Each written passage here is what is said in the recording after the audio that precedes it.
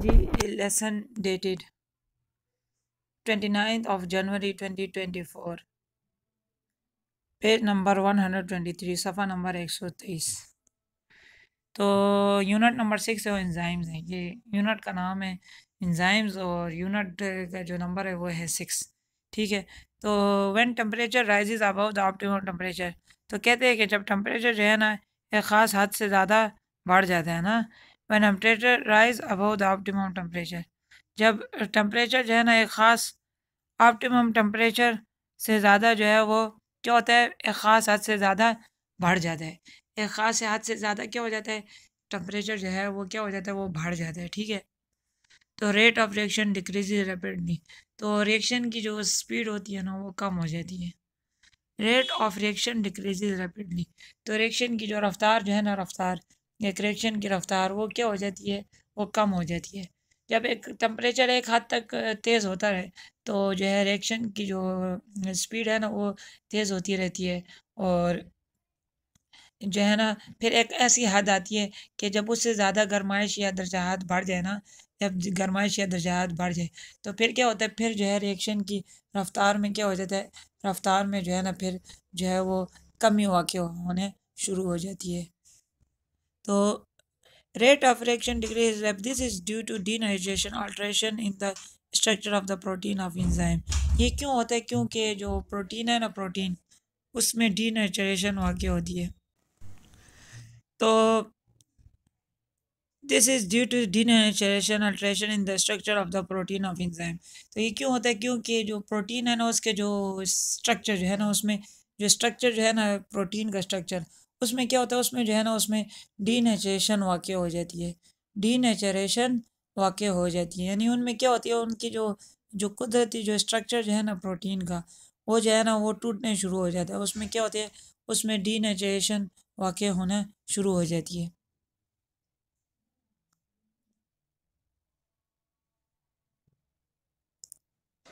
तो तो तो this is due to denaturation alteration in the structure of the protein of enzyme। तो ये क्यों होता है, क्योंकि जो है ना प्रोटीन के अंदर जो है ना डीनेचुरेशन जो है ना एंजाइम के अंदर जो है ना, एंजाइम के अंदर उसके अंदर जो है ना वो डीनेचुरेशन स्टार्ट हो जाती है। डीनेचुरेशन का मतलब ये है कि उसमें जो है ना उसका जो कुदरती स्ट्रक्चर किया है ना वो डीनेचर हो जाता है। मतलब उसमें क्या होता है, उसमें जो डीनेचुरेशन ये है कि मतलब ये है कि वो उसकी जो है ना शक्ल जो है ना वो मसख हो जाती है, ख़राब हो जाती है स्ट्रक्चर एंजाइम की, और उसकी शक्ल में जो है ना वो तब्दीली वाक़ होना शुरू हो जाती है। तो it is the optimum temperature for human enzyme. तो कहते हैं ना कि टेम्परेचर जो है ना वो ऑप्टिमम है। ये एक इंसानी एंजाइम, इंसान में जो एंजाइम काम करता है ना उसके लिए जो है ना ये एक ऑप्टिमम टेम्परेचर जो है, इसके लिए एक ऑप्टिमम टेम्परेचर है। फॉर ह्यूमन एंजाइम क्या कितना है, 37 सेंटीग्रेड। ये ह्यूमन एंजाइम जो है ना, इंसानी एंजाइम के लिए काम करने के लिए जो है ना ये एक जो है ना एक जो है वो ऑप्टिमम टेम्परेचर है। ठीक है। तो human enzyme starts to denature quickly at temperature above 40 centigrade. तो कहते हैं कि जो इंसानी जो एंजाइम है ना वो उसमें जो है ना तेज़ी से तब्दीलियाँ जो है ना तबाही वाक़ होने शुरू हो जाती है जब उसमें उसका टेम्परेचर जो है ना वो 40 सेंटीग्रेड से जो है वो बढ़ जाता है। तो उसमें क्या हो जाती है, उसमें जो है ना तब्दीलियाँ तबाही वगैरह मतलब स्टार्ट हो जाती है। तो अब यहाँ यहीं पर जो है आप लोगों को जो है वो यहाँ पर आप लोगों को बताया गया है कि इफ़ेक्ट ऑफ फिगर फिगर 6.6 में आप लोगों को ये ज़ाहिर किया गया effect of temperature on enzyme activity, कि टेम्परेचर का जो क्या इफ़ेक्ट होता है एंजाइम की एक्टिविटी पर, टेम्परेचर का क्या जो है वो असरात होते हैं, जो एंजाइम की जो सरगर्मी है ना उसमें टेम्परेचर किस तरह से उसको मुतासर करता है। तो अभी ये कह रहे हैं ना कि रेट ऑफ रिएक्शन, इसमें जो है ना एक ग्राफ बनाया गया है, ठीक है, जिसमें आपको जो है ना रिएक्शन की रफ्तार बताई गई है। रिएक्शन की क्या बताई गई है? रफ्तार बताई गई है। तो यहाँ पर जो है आप लोगों को देखे रेट ऑफ रिएक्शन बताया गया है कि जो रिएक्शन की क्या रफ्तार होती है, शरह होती है, ठीक है। और इसके अलावा जो है टेम्परेचर, नीचे वाला जो ग्राफ है ना वो आपको दर्जा हरारत के बारे में बता रहा है, टेम्परेचर के बारे में बता रहा है कि टेम्परेचर कितना होना चाहिए एक एंजाइम के लिए, ऑप्टिमम वर्किंग के लिए। तो यहाँ पर जो है आप लोगों को heat energy causes more collision between enzymes and substrate. तो कहते हैं कि हीट की जो एनर्जी है ना, जो हीट की जो एनर्जी है, जो तवानाई है ना, जो हीट की एनर्जी है, ठीक है ना, heat energy causes more collision between enzymes and substrate.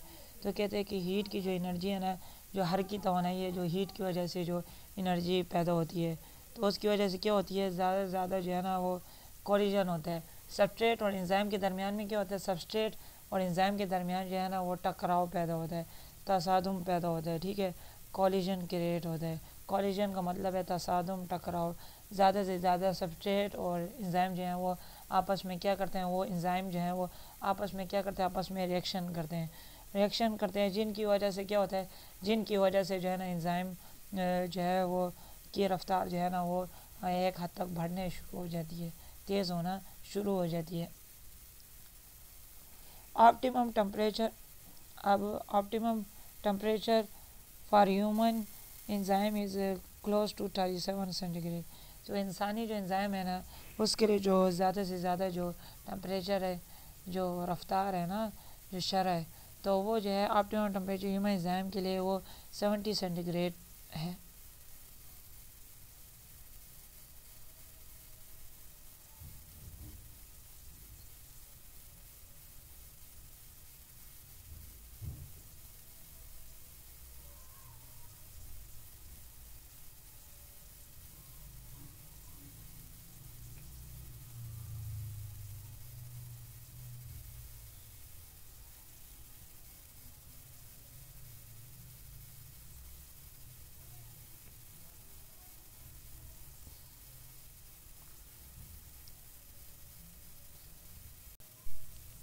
तो यहीं पर आप लोगों को बताया गया है कि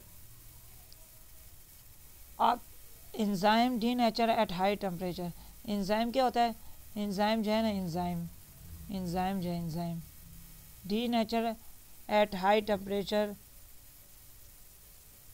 तो एंजाइम को जब एक ज़रूरत से ज़्यादा, हद से ज़्यादा जो है ना दरजा से जब टेम्परेचर उसका बढ़ जाता है ना एंजाइम का ना, तो फिर क्या होता है, एंजाइम जो है वो जो है ना वो टूटना शुरू हो जाता है। एंजाइम की जो शिकल है, शेप जो है ना, उसमें जो है ना उसमें जो है थोड़ फोड़ पैदा हो जाती है, ठीक है। सो रेट फॉल्स है फिर, तो उसकी वजह से जो है ना रिएक्शन की रफ्तार आहिस्ता आहिस्ता उसमें क्या हो जाती है, उसमें आहिस्ता आहिस्ता जो है वो कमी वाक़ होना शुरू हो जाती है। तो अब इसमें जो है ना पॉइंट टू पॉइंटर सोचने की बात, तो इसमें सोचने की बात यह है कि why does enzyme activity increases as temperature rises. तो कहते हैं क्यों जब एंजाइम की जो है ना वो जो है ना काम तेज़ हो जाता है, जब टेम्परेचर जो है वो बढ़ जाता है। तो उन्होंने बताया हुआ है, हमें इस पॉइंट में बताया हुआ है कि देखें enzyme heat energy causes more collision between enzyme and substrate.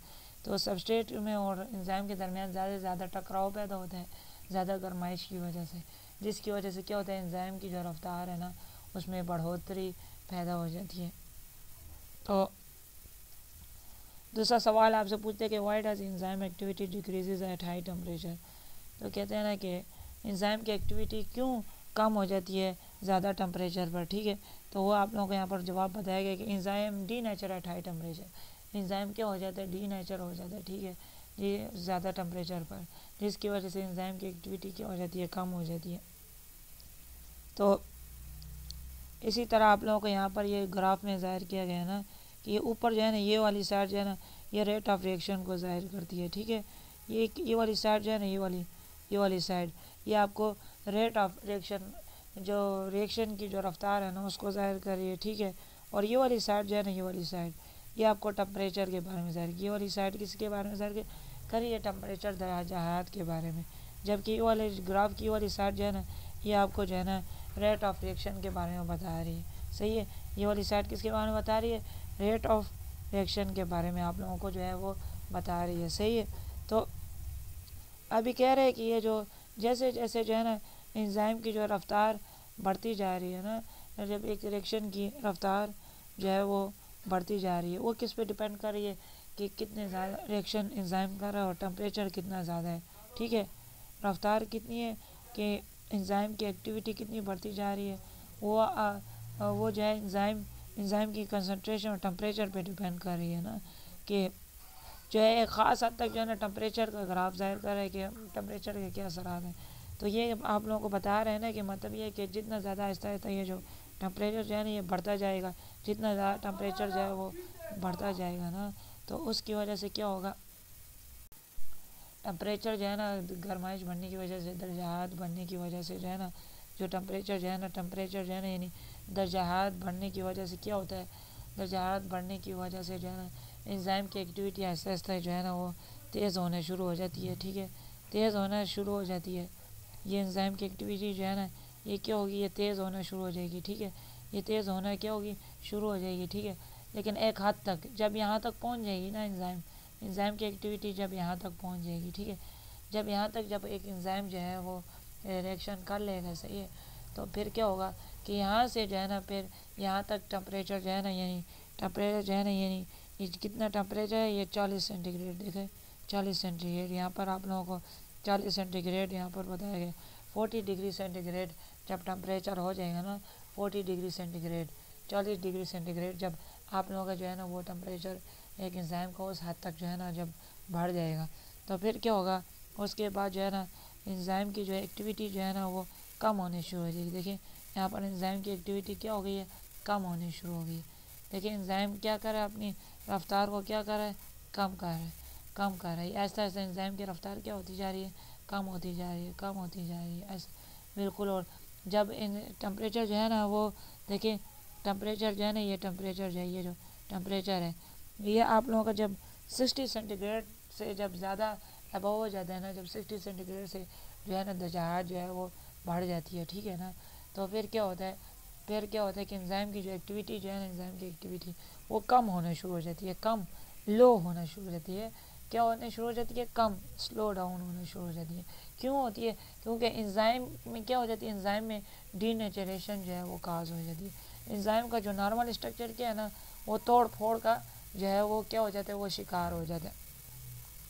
अच्छा, अब हम बी पॉइंट में पढ़ते हैं कि पीएच का क्या एंजाइम की जो सरगर्मी है उस पर असर होता है, एक्टिविटी जो पीएच जो है ना, पीएच ये जो effect of pH on enzyme activity, कि पीएच का जो है वो एंजाइम की जो है ना वो सरगर्मी पर जो है वो क्या असरात जो है वो असर क्या असरात जो हैं वो मरतब होते हैं। पीएच पीएच किसे कहते हैं, पीएच का मतलब है power of hydrogen, power of hydrogen. PH किसे कहते हैं, पीएच जो है ना पीएच जो है ना पीएच इसका मतलब है power power power of power of power of hydrogen, power of hydrogen जो है ना पीएच, पीएच किसे कहते हैं, पीएच पीएच जो है ना पीएच ये जो है ये जो है ना ये इसको कहते हैं पावर ऑफ हाइड्रोजन। ठीक है, पावर ऑफ हाइड्रोजन, सही है। तो कहते हैं कि पीएच का एंजाइम पर क्या असरात होते हैं, तो तेज़ाबियत को भी जो है हम पीएच जो है वो कह सकते हैं। ठीक है, enzyme are affected by the acidity और alkalinity of the solution in which they act. तो कहते हैं एंजाइम जो है ना एंजाइम जो है ना enzymes are affected by the acidity और alkalinity of the solution in which they act. Enzyme क्या होता है, एंजाइम जो है ना उस पर असर पड़ता है एक पेट की एसिडिटी या अल्कलिनिटी का, यानी एक तेज़ाबियत के या असासियत का असर पड़ता है। ठीक है, एंजाइम के ऊपर इसके असरात जो हैं वो मरतब होते हैं। ठीक है, तेज़ाबियत के या असासियत के असरात जो है ना वो एंजाइम पर जो है वो मरतब होते हैं। असास किसे कहते हैं, बेस किसे कहते हैं, ये अल्कलाइन किसे कहते हैं, ये एसिड के उलट है। ठीक है, जब किसी चीज़ की वैल्यू 7 से ऊपर हो जाए तो फिर वो जो है ना पावर हाइड्रोजन की वैल्यू 7 से ऊपर हो जाए तो फिर उसको बेस कहते हैं, असास कहते हैं, उर्दू में असास कहते हैं।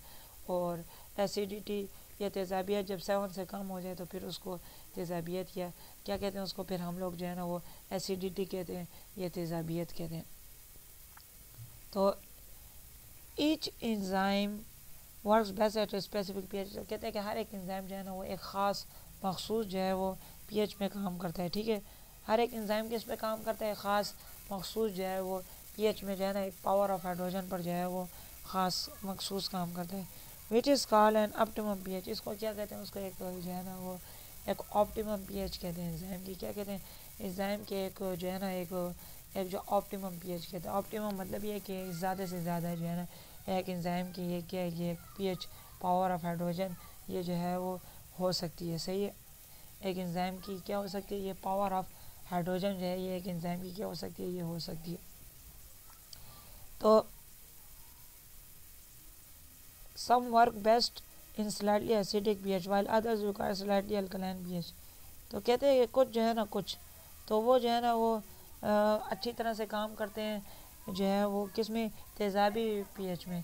जब तेज़ाबियत जो बढ़ जाती है तो वो एंजाइम जो है ना उन हालात में जो है ना वो बेहतर तौर पर जो है वो क्या कर सकते, बेहतर तौर पर जो है वो काम कर सकते हैं उन हालात में।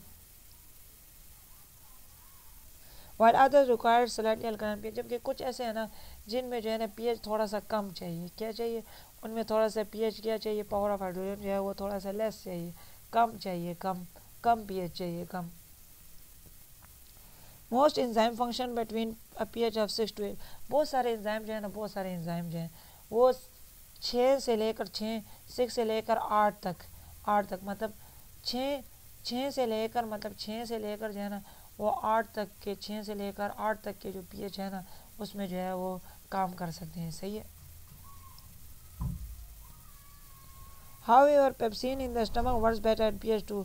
मगर पेप्सिन एक ऐसा एंजाइम है ना, ज़्यादातर एंजाइम में इतनी ज़्यादा तेज़ाबियत में काम नहीं कर सकते, मगर पेप्सिन एंजाइम जो है ना वो इसका क्या एक्सेप्शन है, ठीक है। तो तो पेप्सिन एंजाइम जो है ना वो मैदे में मौजूद होता है और वो जो है ना pH ऑफ 2 पर जो है ना बेहतरीन तौर पे काम कर सकते हैं। यानी 2 pH जो है ना 2 pH पर जो है ना 2 pH यानी 2 pH है ना पावर ऑफ हाइड्रोजन 2 पर जो है वो एंजाइम जो है ना वो एंजाइम जो है वो बेस्ट तरीके पर जो है ना वो क्या कर सकता है, अपना जो है ना वो काम कर सकते हैं। तो जबकि ट्रिप्सिन एंजाइम तो वो जो है ना वो 8 pH पर, कितने pH नंबर जो है ना 8, यानी जो है ना pH 8 pH पर जो है ना वो एंजाइम ट्रिप्सिन एंजाइम कितने pH पर काम करता है, 8 pH पे 8 pH ऑफ 8 पर जो है वो वर्किंग करता है, सही है। तो अब यहाँ पर बात करें कि any change in pH can lower the enzymatic activity. कहते हैं कोई भी तब्दीली अगर एक एंजाइम में आ जाए ना तो उससे क्या हो जाती है, एंजाइम की जो एक्टिविटी है ना, जो सरगर्मी है ना उसमें जो है वो कमी वाक़ होने शुरू हो जाती है। वो क्या हो जाती है, नीचे होने शुरू हो जाती है, डाउन होने, उसमें क्या हो जाती है, यानी कमी वाक़ होना शुरू हो जाती है। Enzyme changes in the pH of solution denature the enzyme. तो कहते हैं अगर पीएच में अगर ज़रूरत से ज़्यादा एक ख़ास हर एंजाइम की एक ख़ास पीएच होती है, जैसे कि हमने ऊपर बात की। तो अगर पीएच की में अगर बहुत ज़्यादा कमी वाक़ हो जाए या बहुत ज़्यादा जो है ना वो पीएच जो है वो ज़्यादती उनमें जो है वो वाक़ होना शुरू हो जाए ना तो उसकी वजह से क्या होता है, उसकी वजह से जो है ना एंजाइम जो है ना वो उसकी जो शक्ल जो है ना वो तब्दील होने शुरू हो जाती है। वो एंजाइम क्या होता है ना वो डीनेचुरेशन उनमें क्या उनमें तोड़ फोड़ जो है ना उनमें एंजाइम में जो है वो शुरू हो जाती है। वो टूट फूट मतलब तोड़ फोड़ का शिकार हो जाता है एंजाइम। एंजाइम की जो शक्ल है ना वो जो है ना उसमें चेंजेस वाक़ होना शुरू हो जाती हैं। तो यहाँ पर जो है ना आप लोगों को जो है ना एंजाइम की ऑप्टिमम पीएच बता रहे हैं कि एक एंजाइम जो है ना वो बेस्ट तौर पर जो है ना ज़्यादा से ज़्यादा कौन से पीएच पे काम कर सकते हैं। तो कितना पीएच आप लोगों को बता रहे हैं ऑप्टिमम, तो देखिए आप लोगों का यहाँ पर अगर एरो का निशान लगाएं तो आप लोगों को ऑप्टिमम पीएच कितना है, तो 7 to 8 जो है ना, यानी आपको जो है ना ये मतलब 8 जो है ना 8 के इर्द गिर्द जो है अराउंड 8 जो है ना 8 के करीब करीब जो है ना एंजाइम जो है वो बहुत अच्छी तरह से काम करता है। फिर जब इससे ऊपर चला जाने से जब ये एंजाइम जैसे जब ऊपर की जानिब चला जाए ऐसे तो फिर क्या हो जाती है कि एंजाइम की जो एक्टिविटी जो है ना वो कम होना शुरू हो जाती है, क्या हो लेस होना शुरू हो जाती है, ग्राफ जो है ना वो नीचे की जानिब आना शुरू हो जाता है एंजाइम का। सही है। अब ये देखें यहाँ पर जो है ना एंजाइम का ग्राफ जो है वो नीचे आना शुरू हो गया। जैसे जैसे पीएच में कमी वाक़ होना शुरू हो गया तो एंजाइम क्या हुआ, एंजाइम में क्या हुआ, एंजाइम का पीएच जो है ना वो कम होना शुरू हो गया। ठीक है। जैसे ही देखें आप लोगों का जब 9 पीएच होता है तो एंजाइम की एक्टिविटी कम हो जाती है, जब 10 पीएच होता है तो फिर एंजाइम की एक्टिविटी और भी कम हो जाती है। सही है। जब 11 पीएच होता है तो एंजाइम की एक्टिविटी बिल्कुल स्टॉप हो जाती है, एंजाइम बिल्कुल तोड़ फोड़ का शिकार हो चुका होता है। तो यही आप लोगों को जो है ना इसी फिगर 6.7 में ये बात करें पीएच के बारे में कि मतलब the effect of pH on enzyme activity, कि पीएच जो है ना पीएच के क्या असरात हैं एक एंजाइम की सरगर्मी पर। तो उम्मीद है कि आप लोगों को इस बारे में अच्छी तरह से आप समझ चुके होंगे। मेरे इस जो लेक्चर है मैं आप लोगों को जो समझाने की कोशिश करूँ तो इसमें आप लोगों को जो है ना अच्छी तरह से समझ चुके होंगे आप इस लेक्चर को।